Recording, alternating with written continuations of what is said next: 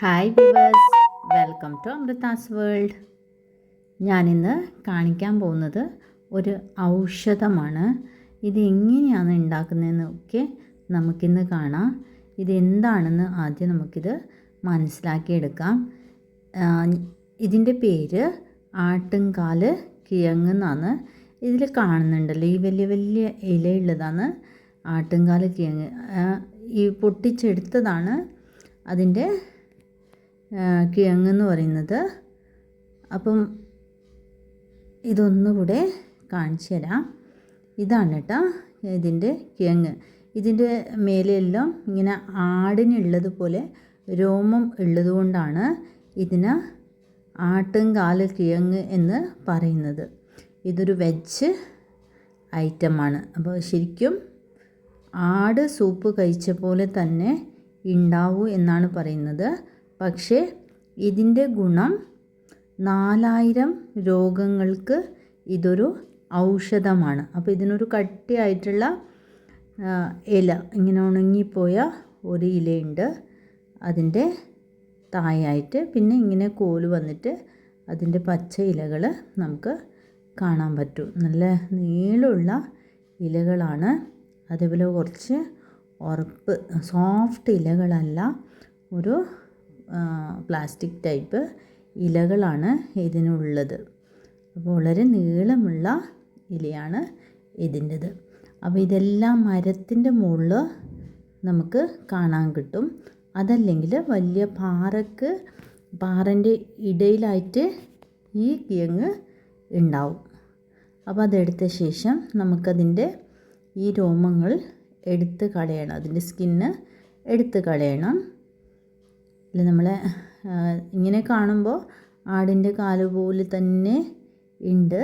അതുകൊണ്ടാണ് ഇതിന് ഈ പേര് വന്നിട്ട് ഉള്ളത്. അപ്പോൾ നമുക്കിതൊന്ന് ക്ലീൻ ചെയ്തെടുക്കാം. എന്നിട്ട് സൂപ്പ് എങ്ങനെ ഉണ്ടാക്കുന്നതെന്ന് നോക്കാം.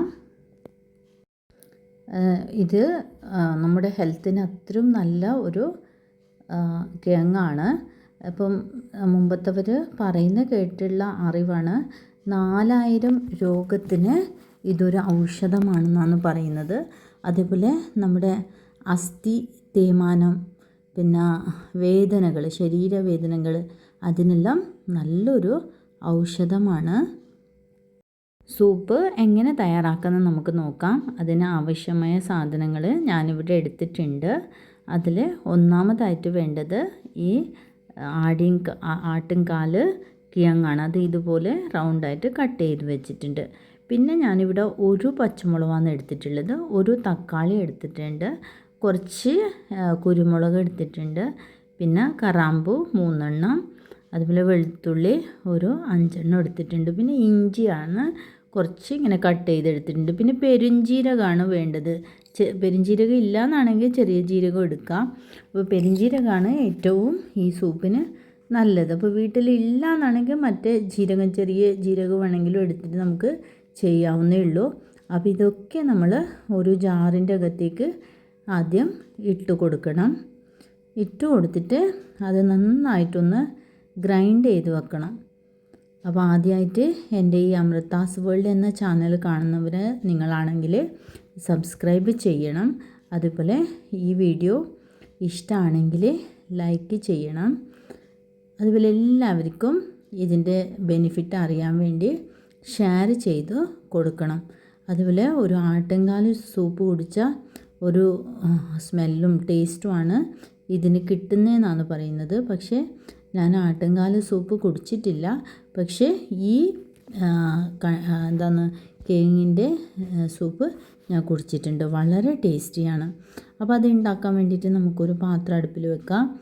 അത് ചൂടായി വരുമ്പോൾ അതിനൊരു 2-3 സ്പൂണ് ഓയിൽ ഒഴിച്ചു കൊടുക്കാം. ആ ഓയിൽ നന്നായിട്ട് ചൂടായ ശേഷം അതിലേക്ക് അരിഞ്ഞു വെച്ചിട്ടുള്ള സവാളയാണ് ചേർത്ത് കൊടുക്കേണ്ടത്. ഒരു സവാളയാണ് ഞാനിവിടെ എടുത്തിട്ടുള്ളത്. അപ്പോൾ നമ്മൾ എടുക്കുന്ന ആട്ടുംകാലിന് അളവിനനുസരിച്ചിട്ട് നമുക്ക് ചേരുവകൾ ചേർക്കാം. ഞാനിവിടെ ചെറിയൊരു പീസാണ് എടുത്തത് കൊണ്ട് കുറച്ച് ചേരുവകളും ചേർത്തിട്ടുള്ളൂ. അപ്പോൾ ഈ ഉള്ളി ഒന്ന് കുറച്ച് കളറ് മാറുമ്പോൾ അതിലേക്ക് കുറച്ച് മഞ്ഞൾപ്പൊടി ഇട്ട് കൊടുക്കാം. അപ്പോൾ ഇത് ഞാനിവിടെ നാടൻ മഞ്ഞളാണ് ഇട്ട് കൊടുത്തിട്ടുള്ളത്.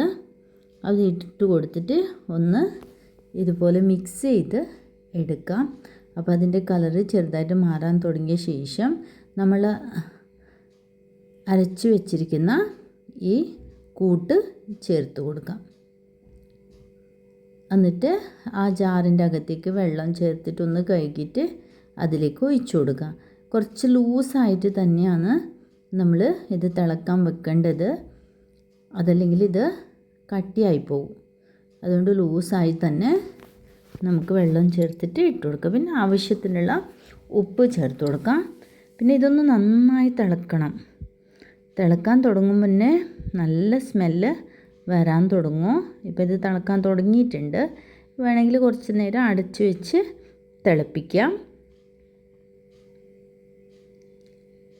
ഇതുപോലെ ഒന്ന് മിക്സ് ചെയ്ത് കൊടുത്ത് നമുക്ക് നന്നായി ഇതൊന്ന് തിളപ്പിച്ചെടുക്കാം.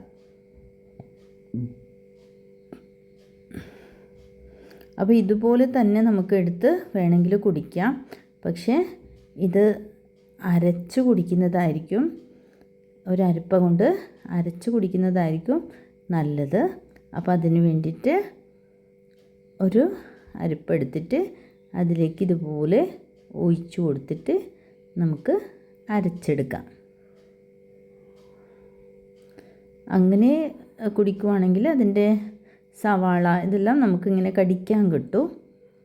പക്ഷേ സൂപ്പായതുകൊണ്ട് നമുക്കതിൻ്റെ രസം മാത്രം ഇതുപോലെ അരച്ച് കുടിക്കാം.